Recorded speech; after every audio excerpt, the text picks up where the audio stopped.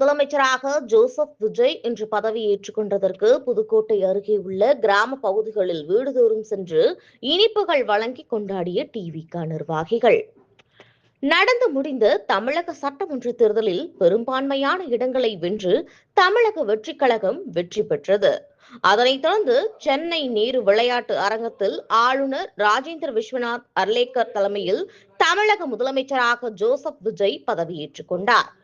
இதனை தமிழகம் முழுவதும் டிவிகே கட்சியினர் வெடிவெடித்து இனிப்புகள் வழங்கி கொண்டாடி வரும் நிலையில் அதன் ஒரு பகுதியாக புதுக்கோட்டை மாநகராட்சிக்கு உட்பட்ட துண்டுப்பட்டி மற்றும் அத்திரிப்பட்டி கிராம பகுதிகளில் தமிழக வெற்றி கழக நிர்வாகிகள் AM குமார் தலைமையில் பழனிசாமி மாநகராட்சி 34வது வட்ட செயலாளர் கமல்ராஜ், இணை செயலாளர் முகமது அப்துல்லா மற்றும் பிரதிநிதி வேல்முருகன், பழனியப்பன், அப்துல் கனி, மாவட்ட துணை செயலாளர் அழகு மீனா, சுரேஷ் உள்ளிட்டோர் வெடிவெடித்து வீடு வீடாக சென்று இனிப்புகள் வழங்கி கொண்டாடினார்கள்.